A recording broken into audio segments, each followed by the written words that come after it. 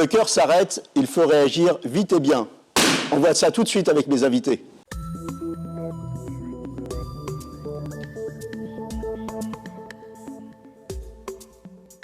Alors avec moi sur le plateau de Capital Santé, le professeur Alexandre Mignon, vous êtes anesthésiste, réanimateur cardiaque, et vous, docteur Paul Dardel, vous êtes médecin urgentiste, fondateur de AED MAP. AED, c'est ça un AED, c'est automatique external défibrillateur. Je le montre, on y reviendra après au défibrillateur. Très important, il faut qu'on en ait de plus en plus. Alexandre Mignon, les arrêts cardiaques, 50 000 décès par an? Oui, 50 000 victimes d'un arrêt cardiaque en France. En France, oui. Beaucoup plus dans les autres. C'est énorme. C'est énorme, c'est un chiffre très important. Et c'est un chiffre qu'on pourrait améliorer. Le pronostic de l'arrêt cardiaque peut être radicalement amélioré par des choses simples. Alors notamment en reconnaissant les signes d'un arrêt cardiaque. Alors les signes qui ne trompent pas, qu'est-ce que c'est? Les signes qui ne trompent pas, nous sommes ici, puis d'un seul coup, brutalement, l'un de nous perd connaissance, tombe, le plus souvent sans retenue. Brutalement. Et très brutalement, et va ne plus répondre à des ordres simples. Quand on s'approche de lui, qu'on le stimule, et éventuellement un peu de manière soutenue, serrez-moi la main, qu'est-ce qui vous arrive? Et la personne ne répond plus. Le cœur s'est arrêté, il n'y a plus de sang qui va jusqu'à son cerveau, il n'y a plus de réactivité cérébrale, il n'y a plus de réponse à des ordres simples. Ça, c'est quelque chose qui se voit très facilement. Et il ne respire plus aussi. Et la deuxième étape, c'est que sa respiration s'est arrêtée. Alors la respiration s'est arrêtée. Comment on voit que la respiration s'est arrêtée? Parce que pour des gens qui ne sont pas des médecins, comment on voit? C'est évidemment beaucoup plus compliqué de voir quelqu'un s'arrêter de respirer, surtout quand on n'est pas médecin et pas formé.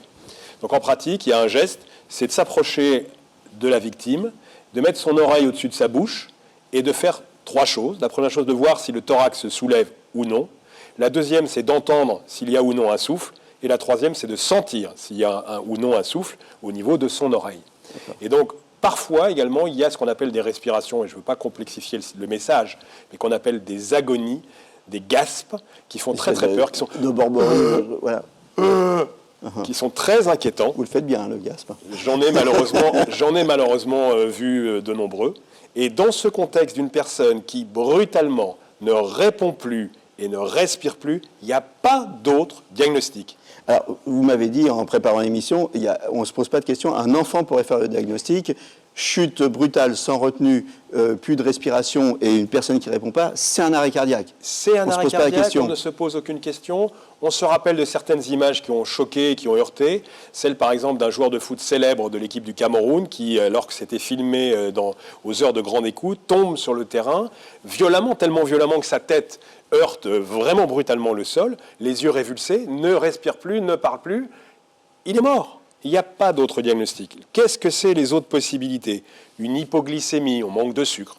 Un malaise vagal, on est un peu fatigué, on est un peu ému. On voit venir le malaise, donc on se retient. On fait un début et puis on réagit. Absolument. On fait un début d'accident vasculaire cérébral. On ne parle pas bien, mais on a encore une relation et on a encore la capacité d'effectuer répondre à des ordres très simples. Dans l'arrêt cardiaque, il n'y a plus de réponse. Il n'y a plus de son, il n'y a plus d'image. Alors, arrêt cardiaque, ça ne veut pas dire pour autant que le cœur n'a plus d'activité électrique. C'est pour ça qu'il est encore temps d'agir un petit peu, c'est ça? Exactement. Donc en pratique, le cœur, c'est une pompe intelligente qui va battre 100 années de votre vie idéalement, à peu près 60 battements par minute, et il va éjecter environ 80 millilitres de sang dans notre circulation pour amener du sang au cœur d'abord, puis au cerveau, puis aux autres organes. Et à un moment donné, il y a un bug. Exactement comme votre ordinateur se fige, votre application, elle n'avance plus, vous essayez de la faire avancer, c'est fini. Qu'est-ce qui se passe? En fait, la pile électrique, ce qui active le cœur, bug. Et à ce moment-là, il n'y a plus l'activité mécanique, mais il y a encore cette activité électrique. Et c'est là où on dit que le cœur, il fibrille. Le cœur fibrille. On a des images, je crois. C'est intéressant qu'on puisse vous montrer les images. Le cœur, en fait, il ne bat plus de manière... C'est-à-dire, c'est plus... Exact. C'est plus ça. C'est comme ça, et donc c'est inopérant. Exactement. Ça ne pompe plus de sang et ça n'en envoie plus. Ça n'envoie plus de sang. Et donc en pratique, ça c'est très très mauvais. Pourquoi? Parce que le cœur n'envoie plus de sang au cœur lui-même. Or pour que le cœur reparte, il faudrait qu'il soit bien oxygéné et donc qu'il reçoive du sang. Et la deuxième, il n'envoie plus de sang au cerveau. Et plus ça dure longtemps, plus c'est inquiétant. Parce qu'effectivement, si dans les minutes qui viennent... Il y a un chiffre inquiétant, c'est 10% de chances de survie en moins perdu chaque minute qui passe. Donc au bout de 10 minutes, 10... Au bout de 10 minutes, vous faites le calcul. Voilà. C'est quasiment 100% donc il faut intervenir très très vite. de décès. Alors quand le cœur fibrille, il y a les défibrillateurs. On va y revenir plus tard, mais c'est important que les uns et les autres s'équipent. Alors, les bons gestes, qu'est-ce que c'est? Alors les bons gestes, on a insisté sur le point important qui est celui du diagnostic. Sensibiliser l'ensemble des individus sur notre pays de 7 à 77 ans, comme on disait et comme on chantait, de sorte que les gens n'hésitent pas. Il y a des enfants qui sauvent leurs parents. Mais des enfants ont sauvé leurs parents et leurs grands-parents. Bien sûr, donc le diagnostic, il est simple. Le diagnostic est simple et il faut simplement en parler, il ne faut pas avoir peur d'en parler. D'accord. Diagnostic, bon geste. La deuxième chose, l'appel. Appel des secours. Parce que si on n'appelle pas, on ne fera rien tout seul. Alors certes, il y a de plus en plus de défibrillateurs. Si on a la chance, comme sur le plateau, d'en avoir un ici, peut-être que le choc pourra éventuellement vous faire revenir très très vite à la vie, mais il faudra quand même que vous soyez pris en charge. On appelle les secours, 15, 18. Bon, par contre, les secours, ils vont mettre 12, 13 minutes à arriver. En moyenne, en France, donc on attaque 15 minutes avant qu'un secours avec une équipe médicale à son bord soit auprès de vous. Voilà. Et comme vous l'avez bien mentionné, puisque chaque minute qui passe, nous perdons 10% de chances de survivre, s'ils ne sont pas arrivés dans les 10 premières minutes, c'est foutu. C'est foutu. Donc, nous avons appelé, et en attendant que ces secours médicalisés arrivent auprès de vous pour vous aider, le premier témoin qui a fait le diagnostic, qui a appelé au secours, peut continuer à faire des choses. Alors ça tombe bien parce que comme il a appelé... Vous avez parlé du premier témoin, c'est fondamental. 7 accidents sur 10 se passent en face d'un témoin. Absolument. Donc il y a plein de gens qui pourraient être sauvés. Il y a plein de gens qui pourraient appeler et qui pourraient appeler plus vite surtout. Parce qu'en général, ils finissent par appeler, mais ils ont mis du temps, ils ont hésité, ils ont eu peur. Les gens ont peur. Nous avons besoin de changer la philosophie générale dans cette situation et qu'ils soient plus proactifs. Donc on appelle les secours, 15, 18, et on attaque tout de suite le massage cardiaque. Le massage cardiaque. Le massage cardiaque, c'est quoi? C'est d'appuyer les deux mains au milieu du thorax. Ce n'est pas la peine de prendre un double décimètre pour mesurer précisément. Donc le thorax est fait d'un os qui s'appelle le sternum, voilà, à la base, qui s'étend de la base du thorax jusqu'au creux qui est ici. On se met au milieu avec ses mains et on appuie fort en plein milieu à une bonne fréquence qui est d'environ 100 fois 100 battements par minute. Ça rappelle une chanson. On va y revenir. On y reviendra. Ouais. Et on appuie fort, et surtout, on essaye de jamais s'arrêter. 100 fois par minute, on appuie fort, on appuie fort. Donc on demande de l'aide parce qu'on s'épuise. On le sait, au bout de 2 minutes, les gens sont fatigués. Et donc si on est nombreux, on essaye d'organiser une rotation, mais la plus rapide possible, de sorte qu'il y ait le moins de temps dans lequel le patient n'est pas massé. Et très vite, on cherche un défibrillateur, et c'est là où on se tourne vers vous, docteur Dardel. Donc en 2007, il y avait 10 000 défibrillateurs en France. En 2017, il y en a presque 150 000. Et vous avez fait une application qui s'appelle Staying Alive, qui recense tout ça. Alors pourquoi Staying Alive? Alors l'application, en effet, Staying Alive existe depuis maintenant 2010, donc elle a 8 ans. Et on l'a appelé Staying Alive parce que Staying Alive, à la fois, veut bien dire rester en vie, donc le message est clair, mais aussi parce que le rythme de la chanson bien connue des Bee Gees est entre 100 et 120 par minute, et c'est le rythme du massage cardiaque. Et c'est le rythme du massage cardiaque, c'est pour ça que l'application s'appelle Staying Alive. Alors cette appli, elle est disponible sur, vous avez votre iPhone, on va voir des captures d'écran à l'image, mais elle est disponible, montrez-le à la caméra, voilà, sur iPhone, Android, voilà. Elle parle 18 langues, c'est ça, et elle vous géolocalise. En fait, c'est une application qui est extrêmement simple à utiliser, vous l'avez dit, c'est une application gratuite, gratuite iPhone, Android, c'est important de le mentionner. Qui, quand vous allez la lancer, va vous géolocaliser et vous afficher les 10 défibrillateurs les plus proches de vous, où que vous soyez, et vous donnez ensuite le chemin le plus court pour aller chercher le défibrillateur le plus proche. Elle géolocalise les défibrillateurs, mais aussi ce que vous appelez les bons samaritains.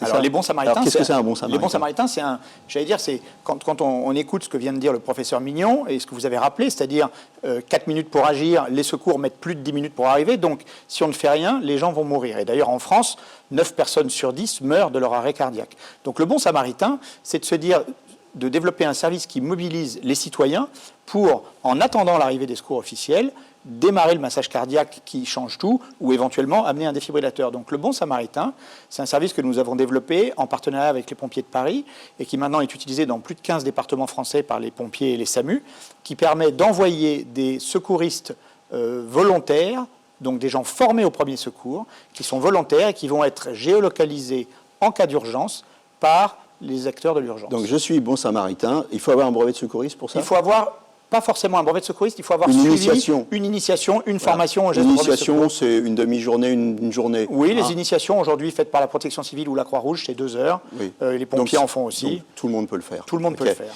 Je suis bon samaritain, je suis dans la zone, je reçois une alerte. Seuls les bons samaritains dans la zone reçoivent une alerte. À moins de 500 mètres, c'est ça? Absolument. En fait, l'opérateur, pompier ou SAMU, va décider du rayon dans lequel il cherche des bons samaritains et vous serez alerté sur votre téléphone par une notification comme les dépêches qui vont vous dire que la France gagne la Coupe du Monde, par exemple, qui va vous tomber sur votre téléphone, Et là, que celui-ci soit allumé et là, ou c'est éteint. un peu comme Uber, je prends la course, hein, donc là je prends l'urgence, je cours, j'attaque le massage cardiaque et d'autres bons samaritains peuvent venir avec un défibrillateur, en relais, hein, c'est ça le Absolument. principe. Le système alerte plusieurs bons samaritains, on ne se contente pas d'en appeler un. En fait, les 2 premiers bons samaritains les plus proches sont envoyés directement vers la victime pour démarrer le massage cardiaque qui est clé. Et le 3e bon samaritain est envoyé chercher le défibrillateur le plus proche pour l'amener sur les lieux et donner un choc le cas échéant.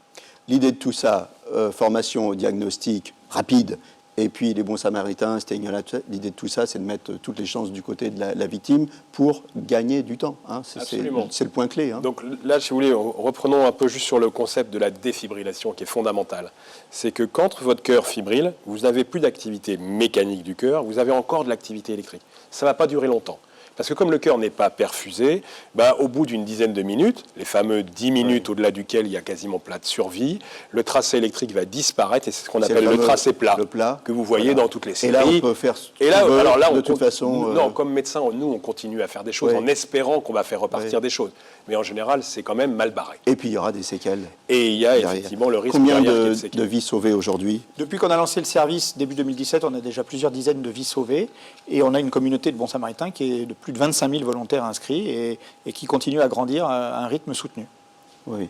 Alors, on rappelle le nom de l'application. Hein, Staying Alive. Donc, pour s'inscrire en tant que bon samaritain, on va sur un site internet. On va soit sur le site de Staying Alive, qui est stayingalive.org, soit sur le site des bons samaritains, qui est bon-samaritain.org. Voilà. Hein, c'est important que chacun soit formé. Alors, avant de se quitter, moi je résume quelques infos essentielles. Le nom de l'appli, on l'a dit, on ne dira jamais assez, Staying Alive, restez vivant. Important, le premier témoin joue un rôle capital. C'est lui qui diagnostique immédiat et puis qui va déclencher toute la chaîne des secours. Important, 1 minute de perdu, c'est 10% de chance de survie en moins. Donc on ne perd pas même 30 secondes. On y va, on fonce. On fonce quand, si quelqu'un tombe sans retenue, d'un coup comme ça, si quelqu'un ne répond plus à aucune sollicitation, s'il ne respire plus, vous nous avez dit, on met son oreille à côté, on regarde si la poitrine bouge, si on entend un souffle. Alors, dans ces cas-là, on ne se pose pas de questions, c'est un arrêt cardiaque, 4 bons gestes à faire, on appelle les secours, 15 ou 18, on commence immédiatement le massage cardiaque, on demande de l'aide parce qu'on sait qu'on ne va pas tenir très longtemps, on cherche un défibrillateur avec l'appli.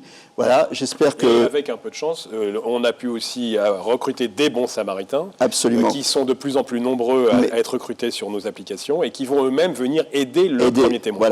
Voilà, j'espère que vous n'aurez jamais à suivre ces conseils. Merci à tous, merci. Professeur Mignon, merci. Docteur Dardel.